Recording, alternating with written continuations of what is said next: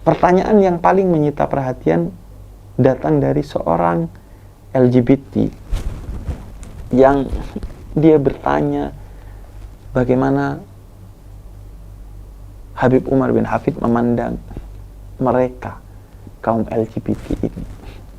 Kemudian Habib Umar memberikan jawaban yang tegas, tapi sama sekali berusaha untuk tidak menyinggung mereka dan tetap menjaga kehormatan dan kebesaran hati mereka, dan utamanya harga diri mereka.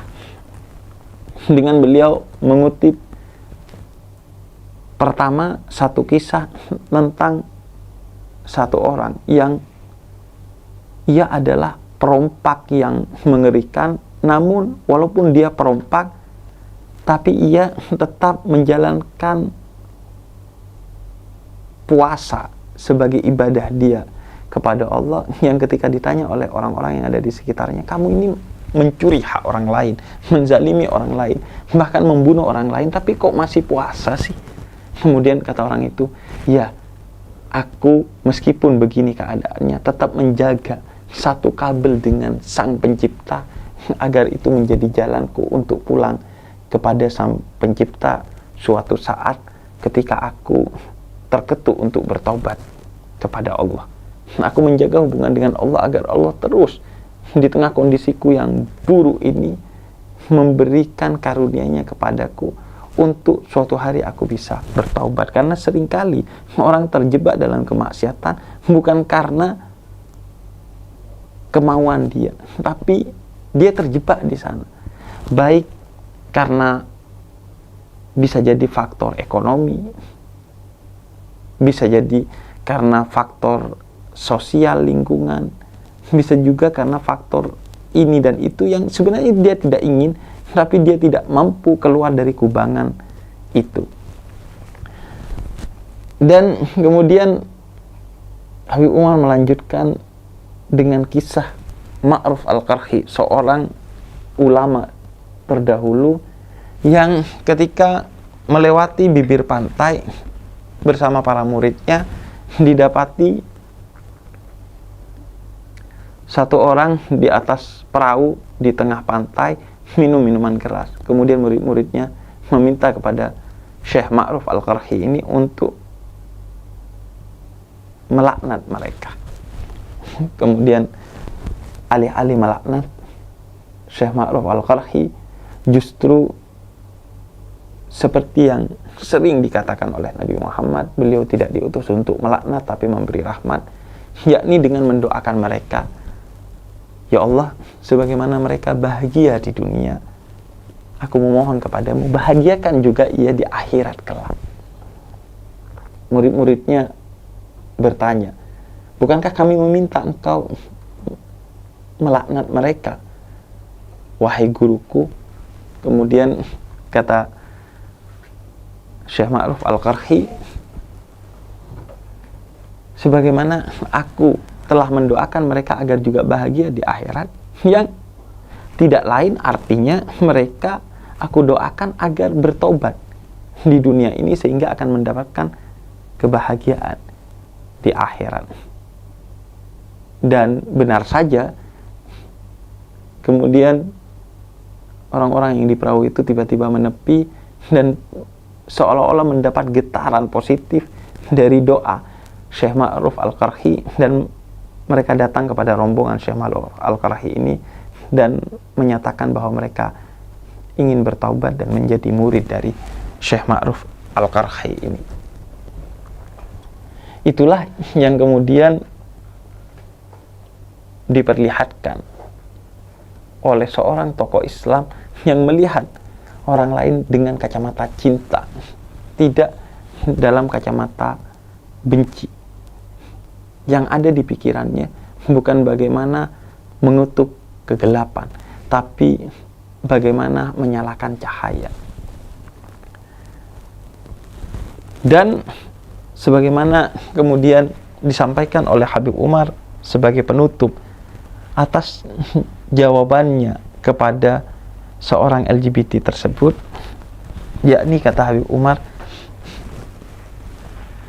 tugas kita sebagaimana tugas Nabi Muhammad dan para nabi sebelum Nabi Muhammad yang diabadikan dalam suratul Maidah ayat 99, ma'ala rasul illal bala. Tugas kita adalah menyampaikan. Orang mau ikut, syukur. Orang nggak mau ikut, berarti dia memilih jalan kufur. Tugas kita bukan ngejudge, tapi hanya menyampaikan apa yang bisa kita sampaikan dari kebaikan yang kita ketahui dan jalankan.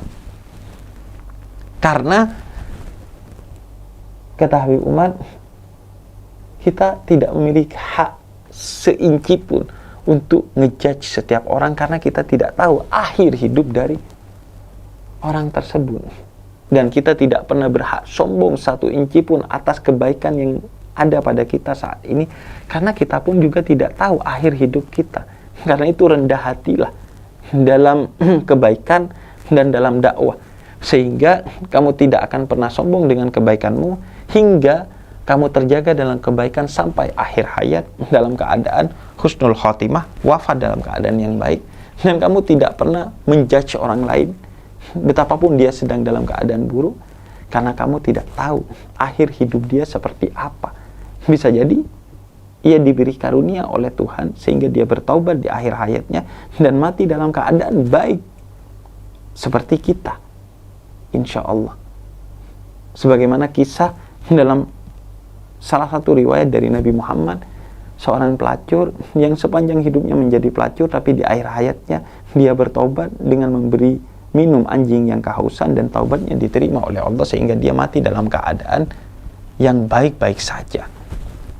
Karena itu, seperti yang disinggung oleh Allah dalam surat An-Nahl ayat 125, kita tidak pernah tahu bagaimana seseorang itu.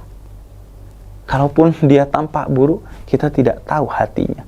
Kalaupun kita tahu secara utuh bahwa dia buruk, kita tidak tahu esok hari dan akhir hayatnya.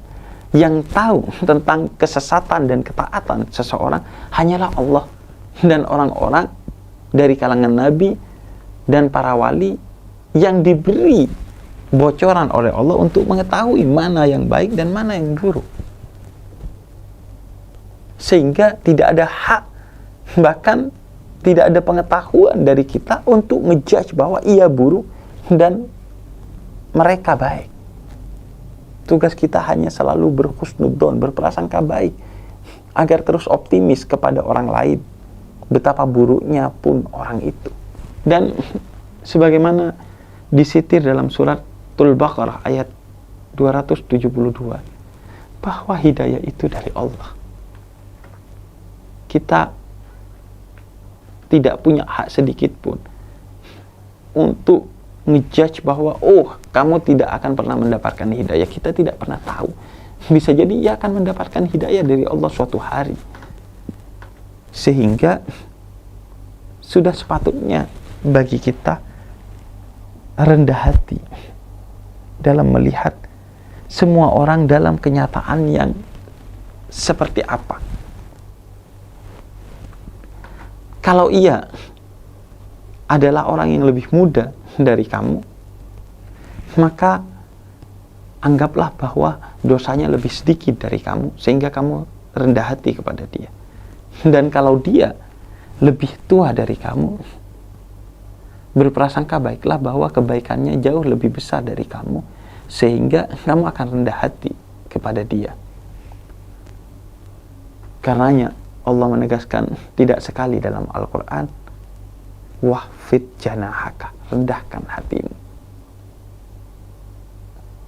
Karena kerendahan hati itulah kunci agar kita menjadi orang-orang yang baik, setia dalam kebaikan, memandang orang dalam keadaan baik, sukses membagikan kebaikan, dan pada akhirnya mati dalam keadaan yang terbaik. Kita belajar dari para guru-guru kita, khususnya dari Habib Umar bin Hafid di Malaysia, bagaimana beliau begitu rendah hati kepada siapapun, termasuk kepada orang-orang yang mungkin tampak kotor, penuh kemaksiatan, dan lain sebagainya. Dan puncak dari kerendahan hati beliau adalah ketika beliau menutup jawabannya kepada seorang LGBT itu dengan mendoakan agar dia, seorang LGBT itu, siapapun yang hadir, dan termasuk diri beliau sendiri dengan seluruh muridnya yang hadir, agar selalu dibimbing oleh Allah untuk bertaubat. Dan pada akhirnya, senakal-nakalnya kita, jaga sholat kita. Karena dengan kita menjaga sholat kita, artinya kita menjaga paling tidak satu kabel dengan Allah. Sehingga Allah tidak akan pernah membiarkan kita terjebak terus-menerus dalam kesesatan.